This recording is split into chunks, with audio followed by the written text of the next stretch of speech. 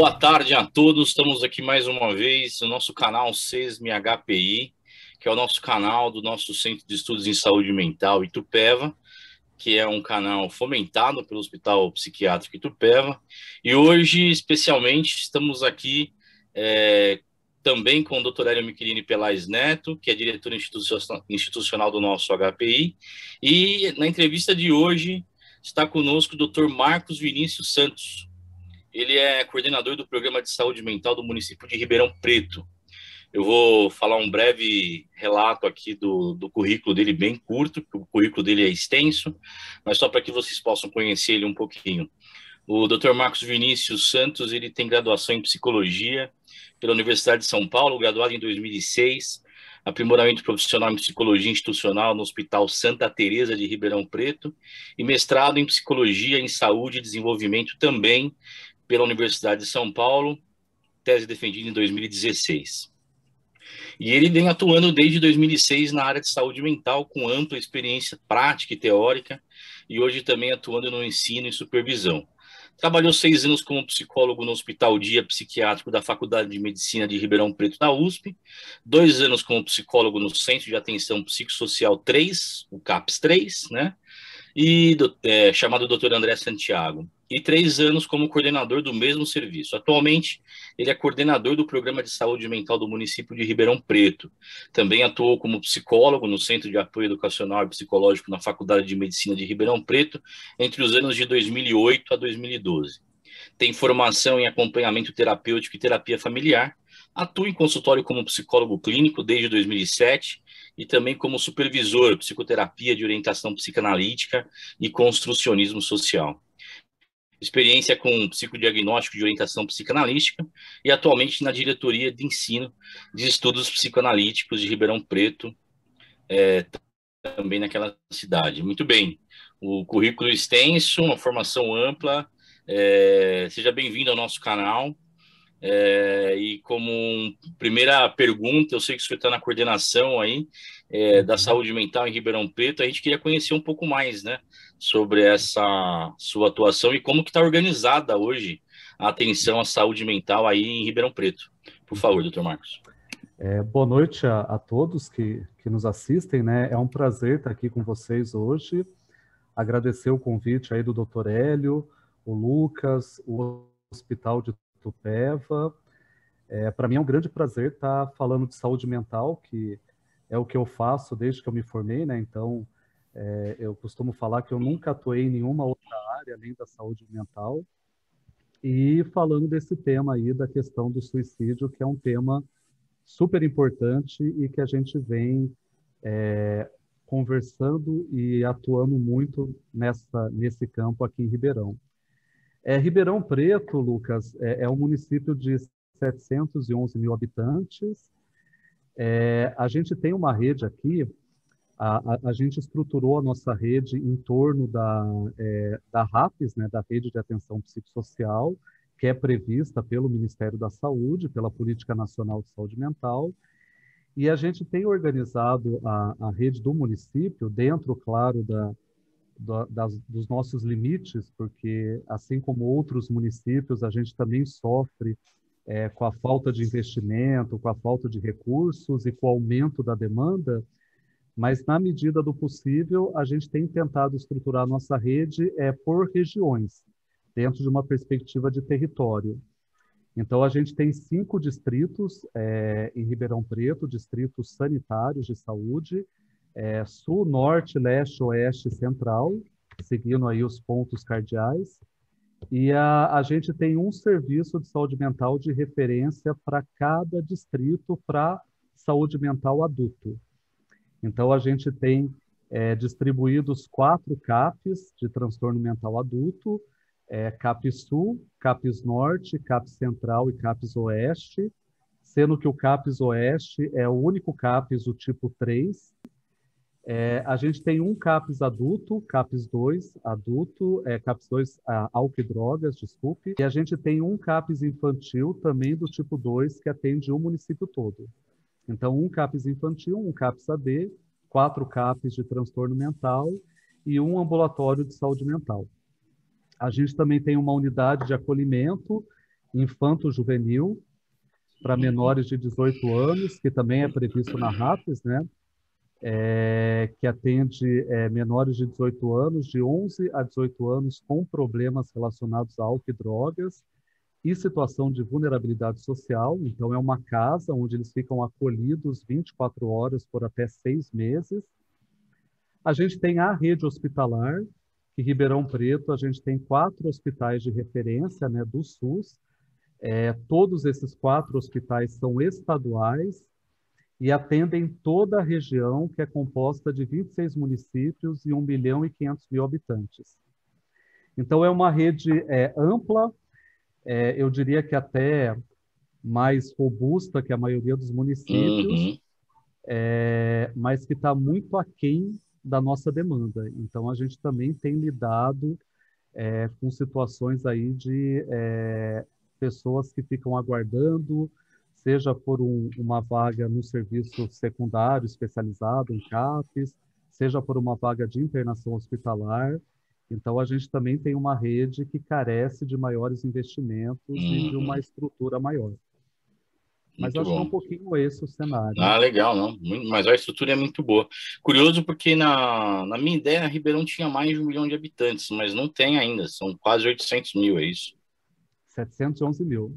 Tá, maravilha. A gente tem 1.500.000 pegando toda a Na, região. na região, né? Exatamente. Legal. Então, joia. Uhum. Doutor Hélio, se quiser, fica à vontade aí para as perguntas também. Vamos É, aproveitar do Dr. Marcos. tudo bem, olá a todos, olá amigos, Lucas, Aline, que está coordenando aqui o nosso trabalho nos bastidores, né? Doutor Marcos, prazer, enorme satisfação estar falando com você agora. Na verdade, até gostaria de começar frisando aí a participação sua, que está dentro de um subprograma aí dentro do nosso canal, intitulado como Melhores Práticas, né?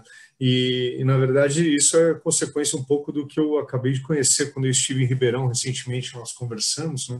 Eu fiquei impressionado com soluções que certamente tem a sua autoria, né? Então, parabéns pela jornada, você confirmou aí, dizendo que o seu currículo realmente é bastante amplo e toda uma vida dedicada à saúde mental, uma área que é bastante demandada no nosso país, né? Eu vejo que a RAPS, eu vejo com grande carinho o desenho das RAPS, eu acho que a fragilidade dela não é no desenho, e sim na capacidade de diálogo e cooperação entre os diversos aparelhos. Quer dizer, a grande magia está na articulação desse universo de instituições.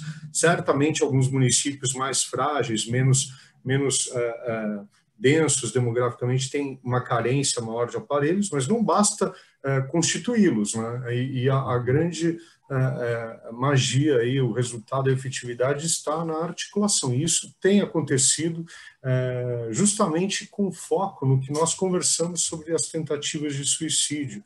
E aí que eu gostaria de trazer uma questão, a solução de obter a informação na fase mais prematura, né? Na fase da notificação e a mobilização dos aparelhos adequados. Isso eu achei fantástico. Queria que você comentasse um pouquinho, né? No momento da identificação das tentativas de suicídio, assim, sabe que o tema suicídio ele é tão dramático e ele é polêmico até pela falta de informação. Muitas tentativas consumadas não são informadas. A própria família acaba rejeitando o reconhecimento da proposta de suicídio, né? Então acaba sendo o advento do suicídio sendo derivado para outras tipologias, mas enfim, dentro dessa proposta uma vez identificada, quais aparelhos são mobilizados, como é que tem sido feito esse trabalho aí na cidade de Ribeirão Preto? Então, viu, Hélio, acho que é uma pergunta super interessante. Quando eu assumi a coordenação do Programa de Saúde Mental aqui em Ribeirão, né, em janeiro de 2018, uma coisa que me chamou muito a atenção é a falta de dados, né? A gente praticamente não tinha nenhum levantamento a respeito de números, estatísticas relacionadas à saúde mental. E eu tenho a impressão que isso é uma realidade da maioria dos municípios do Brasil, né? Então, mesmo que eu não seja uma pessoa muito dos números, né? Na verdade, eu estou aprendendo. Eu, como psicólogo, eu sou uma pessoa mais abstrata do que concreta. Mas, me vendo no papel de gestor, eu comecei a exercitar o meu lado pragmático e a me aprofundar nessa questão dos números. E daí, uma coisa muito importante que a gente fez aqui em Ribeirão Preto foi se aproximar da vigilância epidemiológica. Então, acho que isso tem sido fundamental. Facilita muito o meu trânsito, né? Porque eu fico na Secretaria da Saúde. Então, a gente tem vários setores aqui da Secretaria no mesmo prédio. Então, eu transito bastante. Isso melhora essa possibilidade de articulação. E eu comecei a me aproximar bastante do pessoal da vigilância epidemiológica, que concentra os dados tanto dos óbitos, que tem um Sistema Nacional, né, de Informação de Mortalidade, que é o SIM, quanto das notificações das tentativas, que são as lesões autoprovocadas. Então, eu comecei a, junto com a vigilância, monitorar tanto os óbitos quanto as notificações de lesão autoprovocada. As lesões, né, a notificação da lesão autoprovocada, que seria a tentativa de suicídio, ela se tornou obrigatória no Brasil em 2011, e ela tem uma clara subnotificação. Então, aqui em Ribeirão Preto, por exemplo, a gente tem uma média de 50 óbitos por suicídio ao ano. Então, um óbito por semana. Aí uma taxa de suicídio aí em torno de 7 óbitos por grupo de 100 mil habitantes por ano, que é o índice que eles usam, né, para avaliar suicídio, é a taxa de óbito por ano por grupo de 100 mil habitantes. A taxa de Ribeirão é de 7 óbitos, a média nacional é de 6, então Ribeirão está acima da média nacional, mas a gente está abaixo da média mundial, que é 11, né? O Brasil ele não é considerado um país com alta taxa de suicídio, em contrapartida, é um país onde a taxa de suicídio vem aumentando sistematicamente. Em Ribeirão Preto, de 2005 a 2017, o número de óbitos triplicou. Então, num período de 12 anos, o número de óbitos cresceu 300% em Ribeirão Preto. Nos últimos, desculpa? 12 anos, de 2005 a 2017. Na verdade, é isso. Você já está respondendo uma dúvida minha, que era justamente essa, né?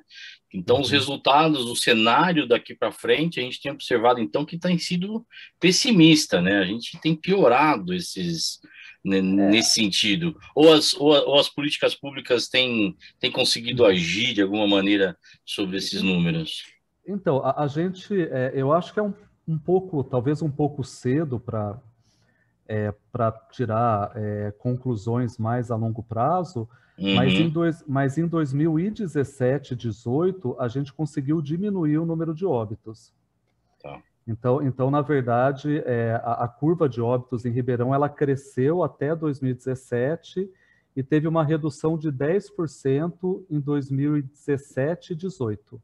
Ela cresceu até em 2018 e 2019, desculpa. Então, teve uma redução em 2018 e 2019.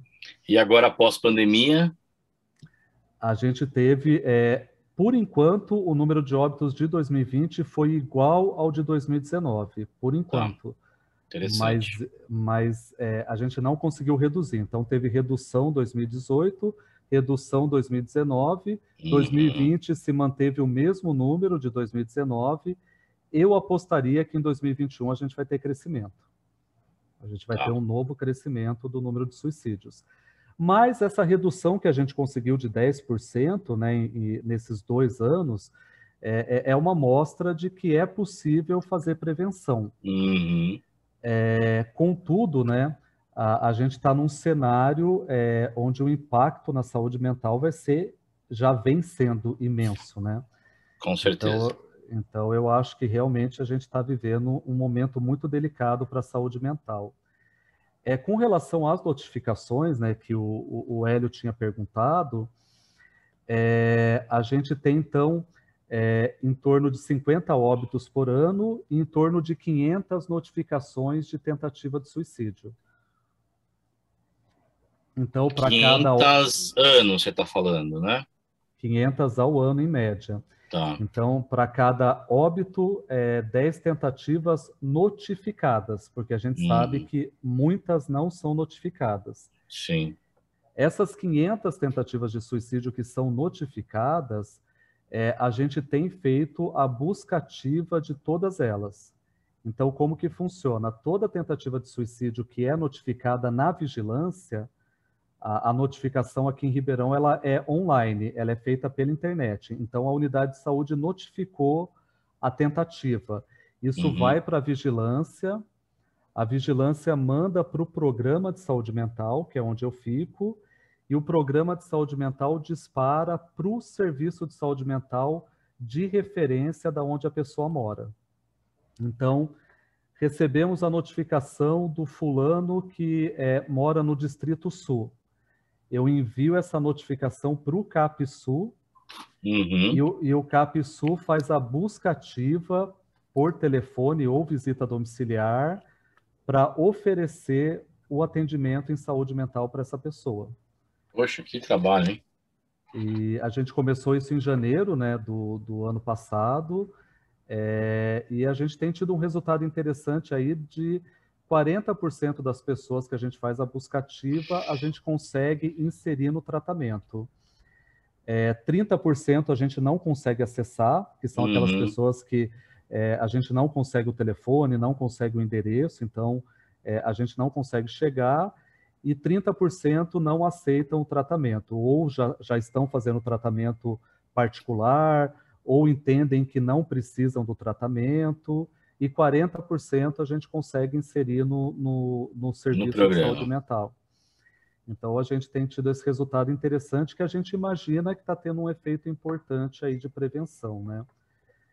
E isso, na verdade, a gente começou a fazer esse trabalho baseado em estudos, né?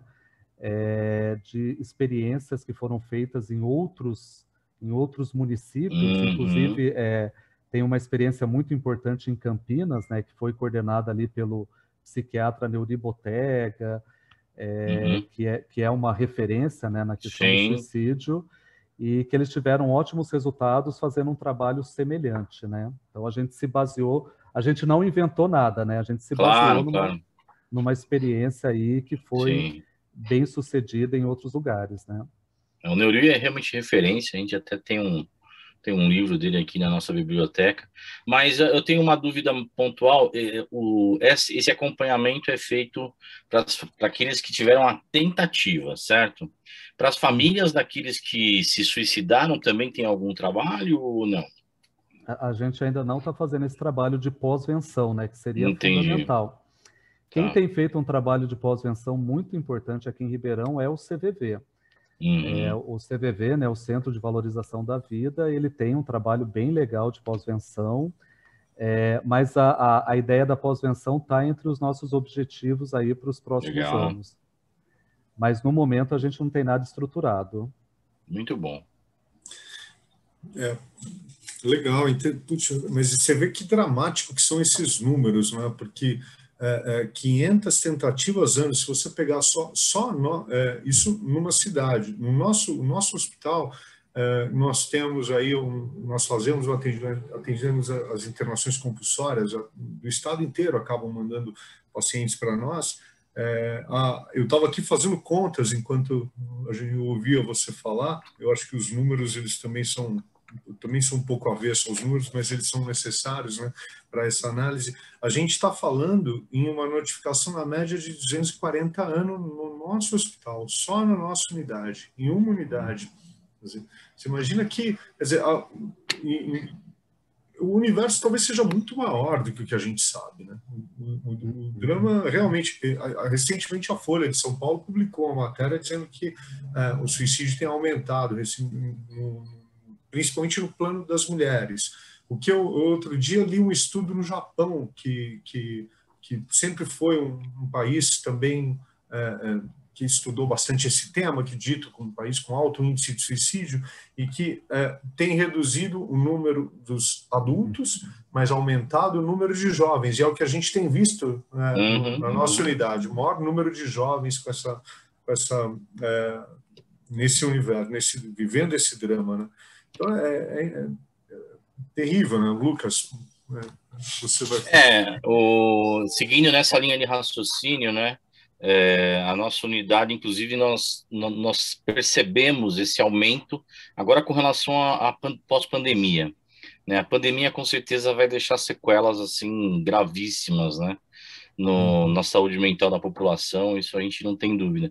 Inclusive, não sei se o doutor Hélio comentou, a gente até está coordenando aqui um estudo, a gente tem feito um levantamento de dados aqui, um estudo transversal só com a nossa população aqui do nosso hospital, com relação a esses pacientes pré-Covid, pós-Covid, né, as tentativas de suicídio, quais são esses, porque os números, na verdade, apesar da aversão, mas quando a gente fala de política pública, né, quando a gente fala de gestão pública, é ela que nos guia, não tem jeito, né? A gente precisa deles para poder definir o que a gente precisa traçar de... E são soluções como essa. Claro, né? exatamente. Recebendo o dado de se mover e ir atrás do paciente. O paciente que chega nesse... eu entendo, eu sou leigo, e você é um profissional da área, mas quando ele chega a enfrentar essa situação, ele já está carente das suas habilidades, ele precisa de um atendimento ativo. Isso que vocês estão fazendo agora, que eu acho fantástico. Né? Com certeza. Esse trabalho preventivo, né? Eu acho que a gente, há um tempo atrás, tivemos a oportunidade de entrevistar uma médica, ela veio dar uma aula para nós, que ela comentou de um trabalho de prevenção, não de suicídio, mas de esquizofrenia, né? Na Holanda, não sei se o doutor Eli vai lembrar disso, ela esteve na Holanda, e os trabalhos que são feitos lá de prevenção de esquizofrenia é feito ainda na vida intrauterina. Eles identificam uma família que tem lá histórico de esquizofrenia e é feito um trabalho pré-parto. Imagina só o nível, né, de prevenção de doenças de saúde mental que esses países estão lidando. Então, assim, o que vocês estão fazendo, um trabalho, você já disse que não é pioneiro, mas com certeza pouquíssimos centros estão realizando. Quero aqui, desde já, parabenizá-los aí pela iniciativa, não tenha dúvida. E eu acho que vocês tocam em alguns pontos que eu vejo como muito importantes e que também me preocupam muito. O Hélio trouxe uma questão que eu acho que é uma questão que a gente precisa, todos nós aí da saúde mental, a gente pensar com muito cuidado.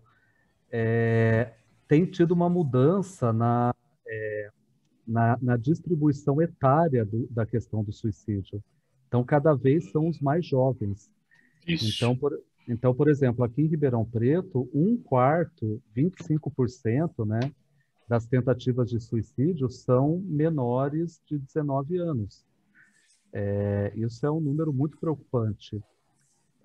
E a gente tem, né, a faixa etária que mais morre por suicídio em Ribeirão dos 25 aos 44 anos, né? Quer dizer, são pessoas adultos ativas, jovens, né? Ativas. Pessoas economicamente ativas, né? Quer dizer, tem um impacto econômico enorme e cada vez mais eu acho que a tendência é essa faixa etária ir diminuindo. Então, se o suicídio já foi um fenômeno principalmente da terceira idade, como era talvez há 30 anos atrás, eu acho que isso vem mudando. E daí, realmente, eu acho que a prevenção do suicídio nos jovens, principalmente nas escolas, mas também junto às famílias, eu acho que isso tem um papel fundamental, né? Eu acho que tem que ser foco em todos os municípios aí em termos de política pública, né? Maravilha. Doutor Marcos, eu não sei se tem mais alguma questão. A ideia é a gente fazer essas entrevistas de maneira rápida mesmo, bem pontuais, né? Eu quero desde já agradecer aqui a disponibilidade, né, pelo tempo. Eu não sei se o doutor Hélio tem mais alguma questão, senão eu vou fazer uma questão de fechamento, mas a gente pode já partir para o fechamento. a gente poderia falar horas desse tema, porque Sim, realmente sem dúvida. ele é muito preocupante, né? Eu acho que o Dr. Marcos já abraçou uma última inquietude minha, que era dizer, um novo público exige uma nova atenção. Então, mesmo a medida de prevenção, a gente tem que, se é que ela existe no Brasil, está acontecendo em Ribeirão, vocês estão de parabéns. Agora, se é que ela existe no Brasil, ela precisa ser repensada, a gente precisa pensar de acordo com o próprio público, né? Mas isso demanda um esforço integrado, um esforço multidisciplinar e pelo menos atenção e ações aí onde a gente possa aprender, né, com quem está fazendo o trabalho. Então, acho que pelo tempo eu vou me abster de novos questionamentos, Marcos, dizer que a nossa unidade, pelo que me toca, está aberta para vocês, para a gente dialogar mais. Na verdade, na nossa equipe, eu sou o que assina os ofícios que são enviados semanalmente pelas internações decorrentes de tentativa. E eu, sinceramente, são ofícios que eu assino entristecido por saber que não, muitas vezes eles terminam nesse envio. Claro, nós fazemos o nosso trabalho, mas o nosso trabalho não se completa se ele estiver desconectado com os aparelhos. Então, eu gostaria de me aproximar mais de vocês para a gente aprender um pouco mais nessa linha. Então, passo para o Lucas o fechamento e obrigado pela oportunidade. Marcos, eu quero deixar à vontade, a gente tem mais uns minutinhos, se eu quiser fazer um fechamento, falar até um pouco sobre essas questões até da mudança do público, se tem algo já pensado num aparelho específico para atender esse público mais jovem, né, que tem tentado suicídio, vocês têm pensado algo nessa linha ou ainda é muito incipiente isso? A gente tem aqui uma professora da escola de enfermagem, que é a professora Kelly, que ela tem um laboratório de pesquisa todo dedicado à prevenção e pós-venção do suicídio. Então, ela tem sido uma grande parceira, né, a professora Kelly Verdana. Então, a gente tem se aproximado também das universidades.